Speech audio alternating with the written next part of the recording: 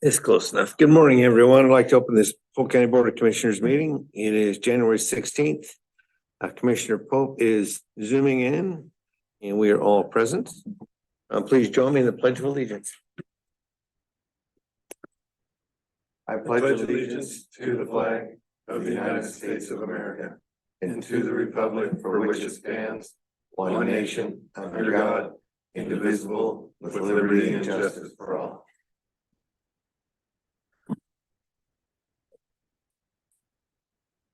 And next up is comments not on this agenda. Hearing none, looking for a motion to approve the minutes from January 9th. So moved. Second. All those in favor, please say aye. Aye. Aye. Motion passes. Next up, Polk County Sheriff update, Mr. Mark Garden.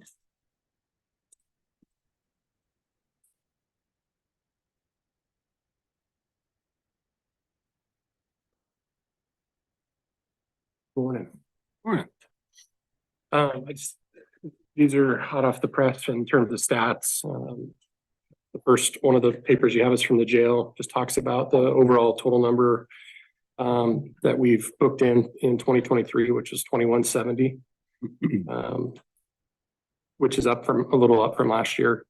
The average length of stay is 12 days or 21 days, excuse me, which is up a little bit, but that has a lot to do with Measure 48 and how the court keeps people and releases people depending on the charges. So, but we have the ability to have that average length of stay. Yeah. And then it breaks down by each agency who brings in people, so you can kind of get an understanding of what agencies bring in how many people throughout the year. In the jail, we also have it's almost done.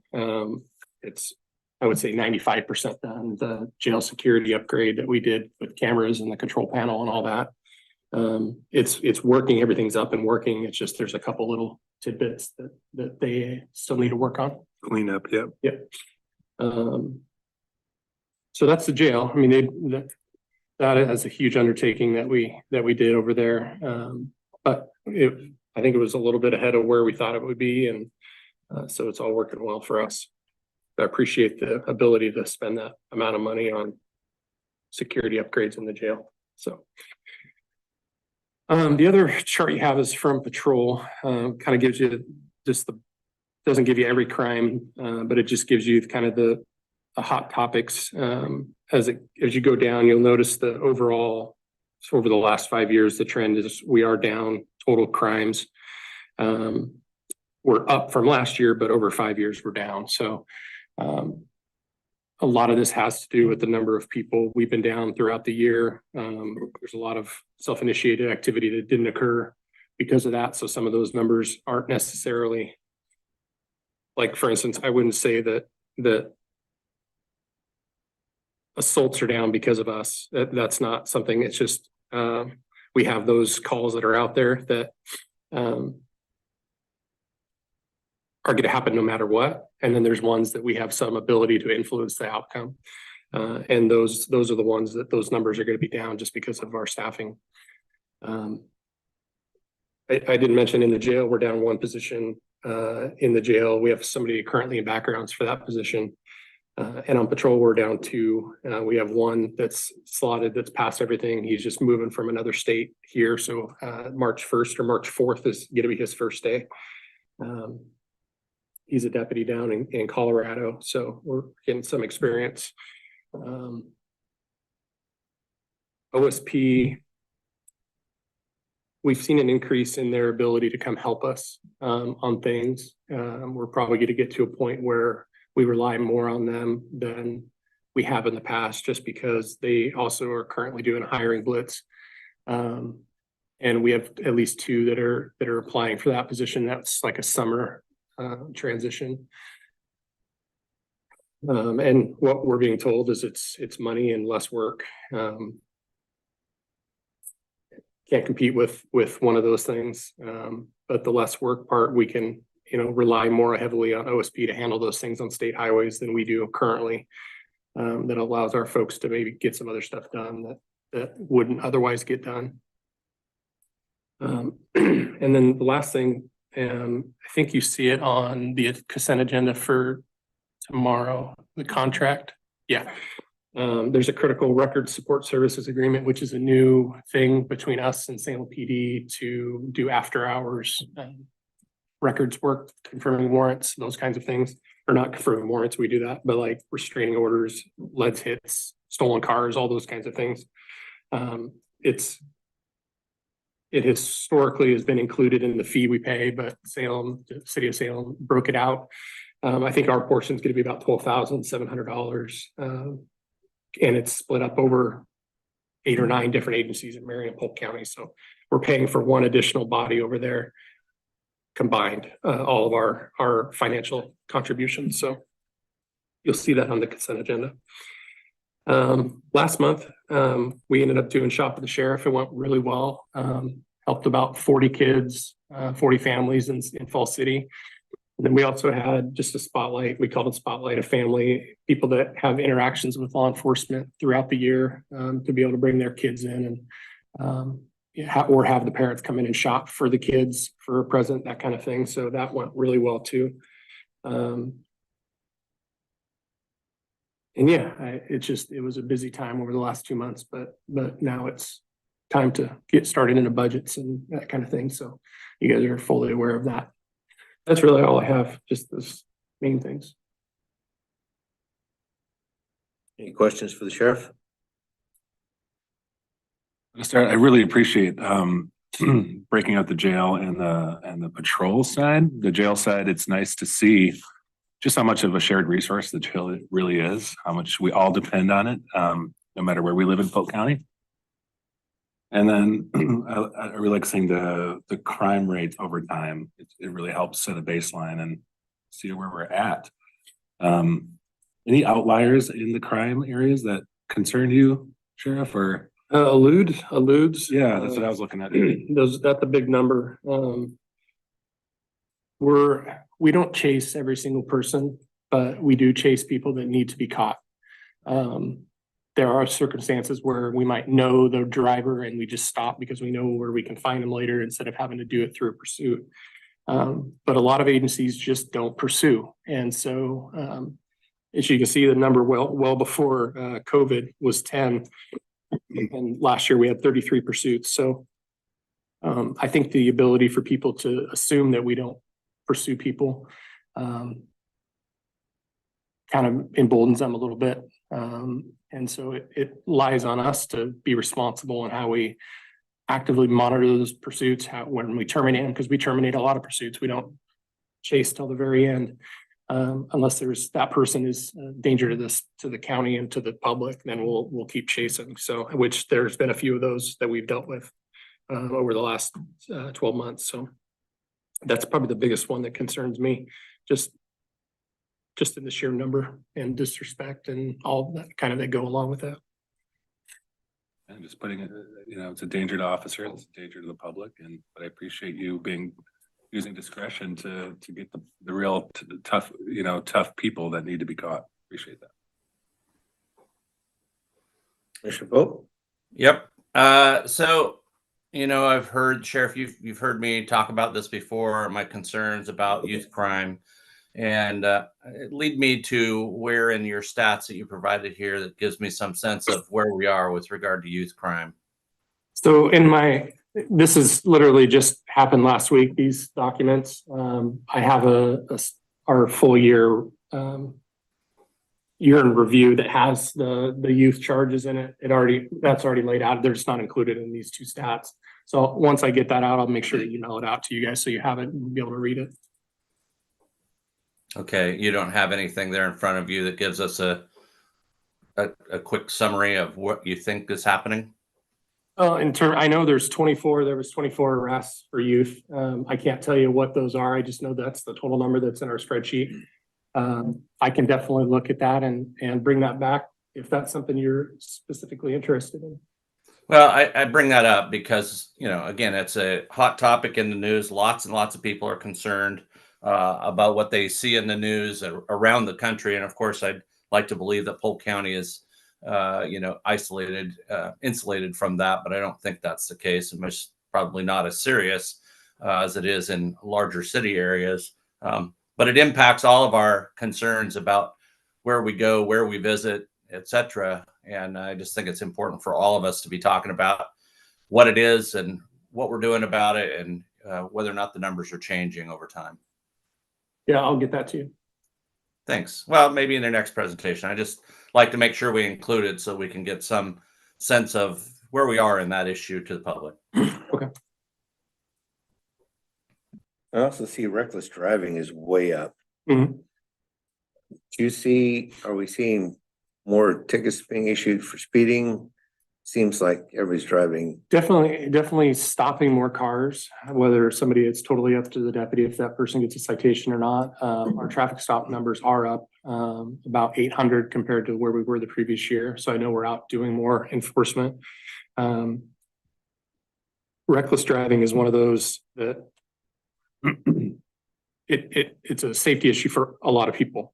And a part of our deal is we got to get back to close to full staff before we can dedicate a traffic deputy, which is our plan. We just got to get there first. I think that person, that deputy on traffic could be busy the entire time, at least for a period of time. But yeah, that is our plan. And do you see the reduction in crimes and thefts because of the cite and release?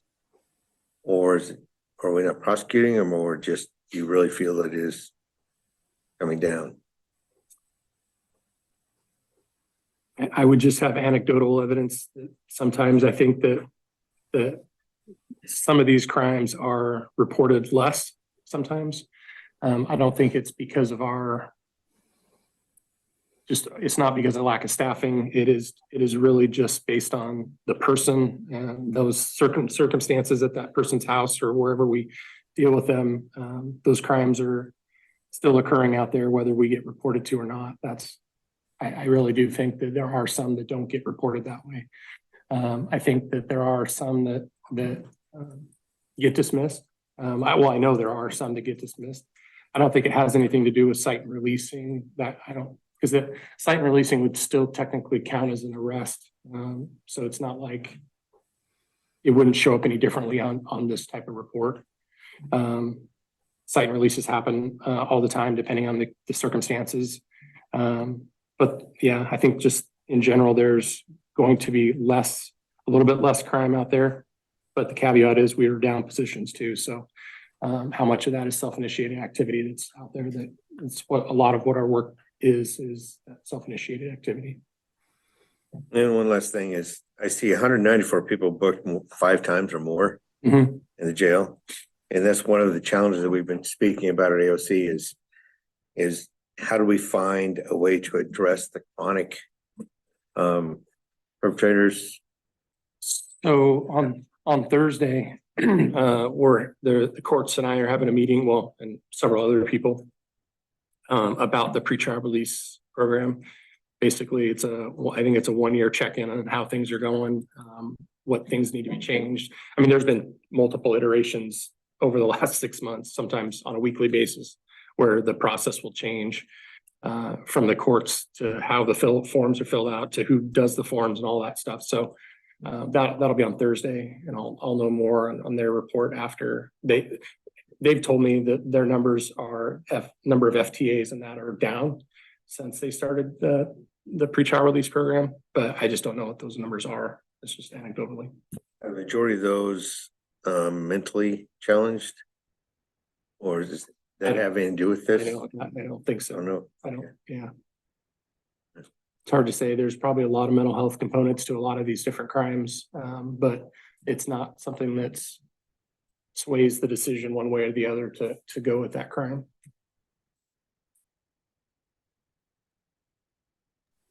I have a follow-up on patrol.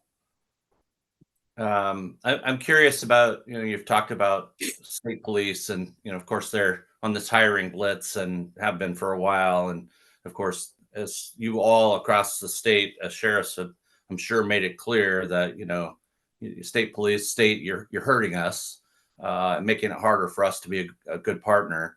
But I'm curious about whether or not you get any kind of reporting from OSP about how they're doing with regard to patrol.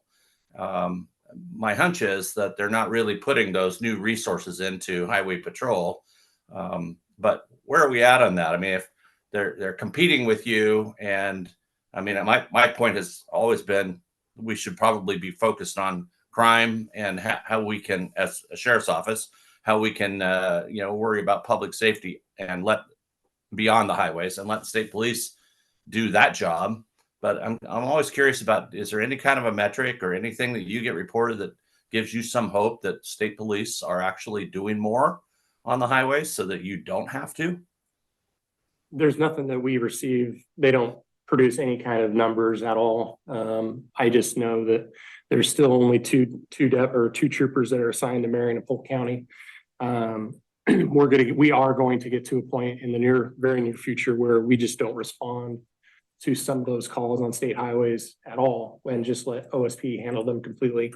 They have been better. I mean, seeing the daily briefings and crashes that we have and that OSP shows up on is way more than it was a year and a half, 2 years ago. I mean, they just show up to a lot of those calls. So what's the point of us going to that call and then turning around and waiting for OSP to show up? Because typically they're an hour away because they're never in Polk County. It seems like when there's a call that comes in. So we're going to get to that point where we need to focus on other things, kind of like you mentioned, and not so much on the state highways. But we got to balance the customer service angle too, because people that travel those highways are the people that we report to. And so having that ability to find that middle ground somewhere is going to be the key part. So.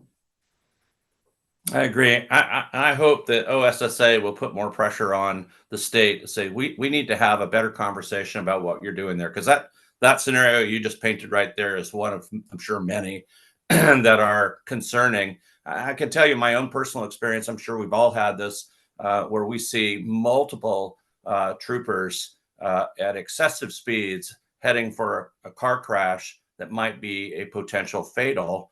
And again, I get that those are important to get to, but they will throw a lot of resources from a long way at a crash like that.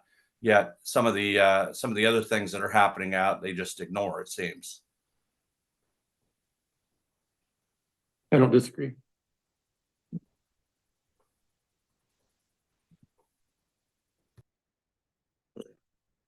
Sheriff, thank you this afternoon. I hope everybody stays home with this ice storm. And They're working. I know your guys are working, and just tell them all thank you very much. Appreciate the jobs they do for us. Will do. Thank you.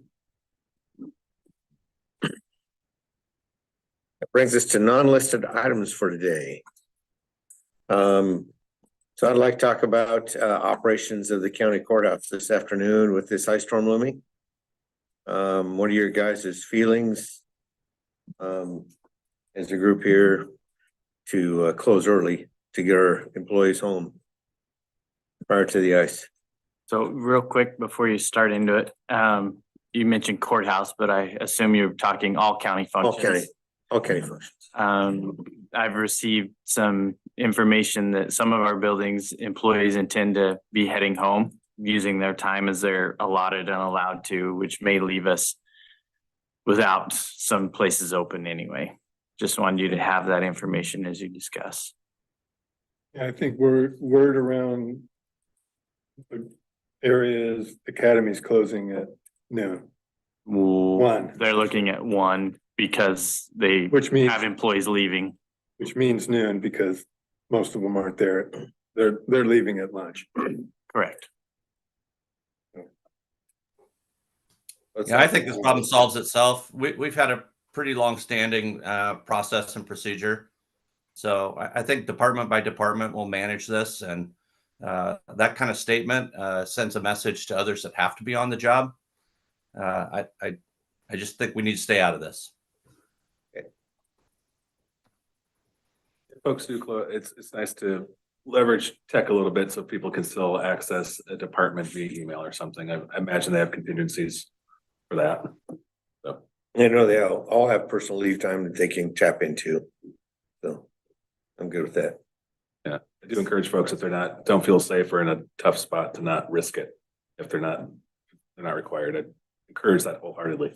No one's required to be here. Yeah.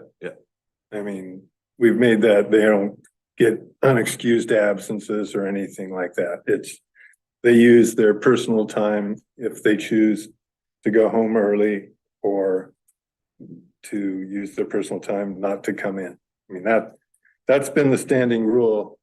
Unless the county chooses to close at a certain time. If you close at noon or 1, whatever that magic number is, then it's uniform throughout the county. If you leave it up to individual departments, unfortunately, you have things that we used to have during Christmas Eve, where some departments would let their people go home at 10. While the other people upstairs are working till, 3. And how is that fair? The 10 o'clock people didn't get docked any personal time versus, so. I think we either don't close and everyone has to take their time appropriately, or if we choose to close, then you set a specific time. And anyone who leaves before then would have to use personal time. Anyone who leaves after that doesn't use any time. Where you get into real problems or costs to the county is when you elect to close for the day. Then I start paying double time to certain union and certain employees that are required to be here for public safety, jail, patrol. Public Works usually is caught in that because it's usually a weather event and they work during weather events. That's part of they were on different shifts this past weekend. So that's all I'm saying is, if you leave it up to individual departments, some will send them home right now. Others will send them home at 3. And it really isn't equitable and fair to the employees. And it really puts pressure on the department head to, they basically crumble because everyone else has gone home and I'm the, mean person for keeping them here. So, and then it also helps Matt in the, with facilities maintenance and that and custodial.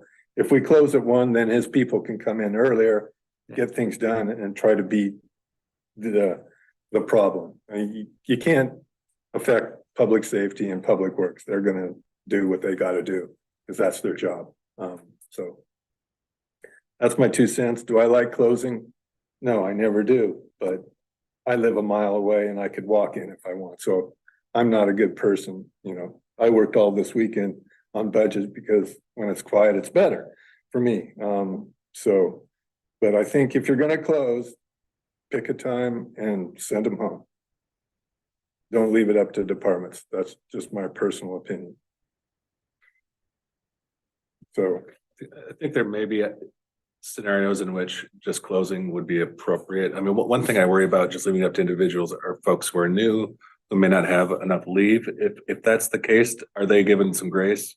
We just changed our policy on that. Okay. Can you remind me what that- We changed our policy exactly for this reason. Okay. So that in the past, new employees were not allowed to use vacation until they'd been here for 6 months. That is now changed to where they're allowed to use it as they earn it. So they should have some leave built up, we hope, so that if they needed to not be here today, they're covered for that. Most of our new employees probably out of behavioral health, and most of behavioral health isn't actually here today. So, but some are able to still do work. So you think people are equipped to make the safe decision for themselves? They don't have to worry about having enough leave or? You're asking for my opinion? I don't. Okay. I don't feel they're equipped enough in the sense of when you're new to a place, you don't know exactly what the expectation is. Right. And sometimes you feel a little bit more pressure to be there.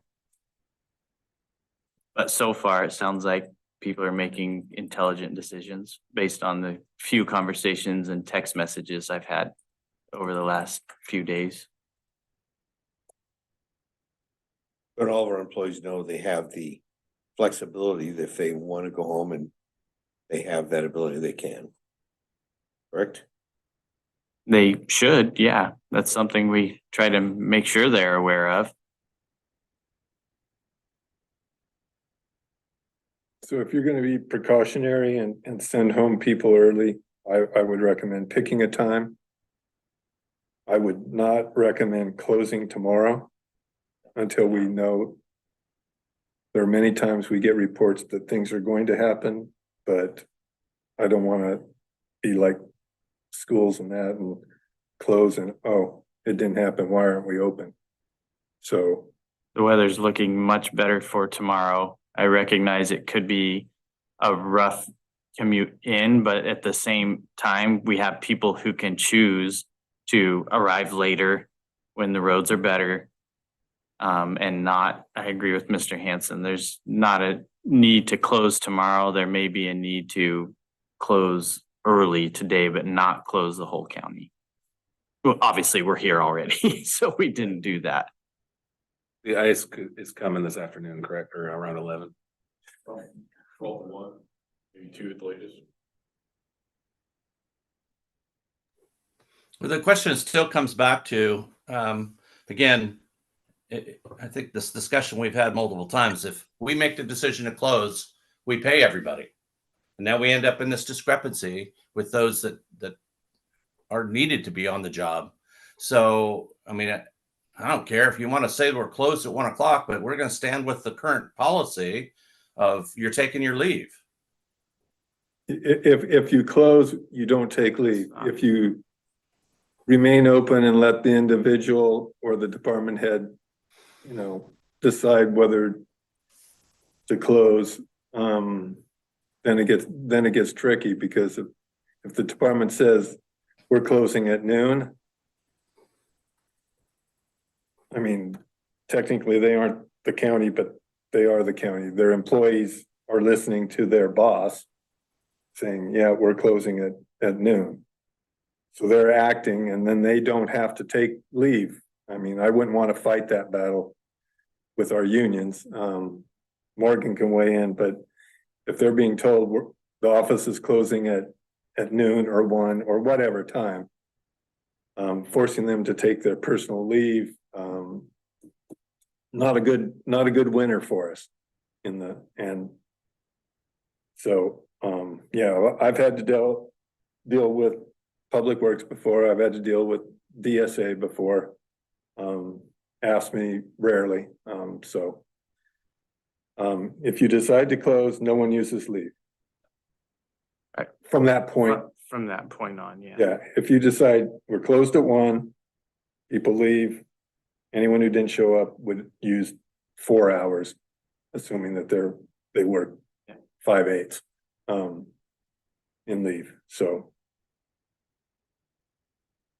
Seeing the probability of ice accumulation on the roads that cause a significant danger. Has it changed at all today? As of this morning? This morning as of 5, so I got the last brief from the national, there was 100% ice. Okay.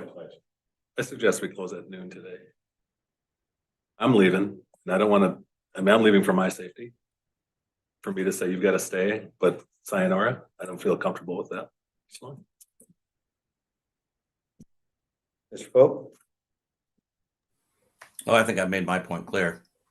We've had a policy and a lot of this has repercussions going forward. I'm not there because I chose not to put myself in danger or anybody else on the roads today. Of course, I don't have leave time.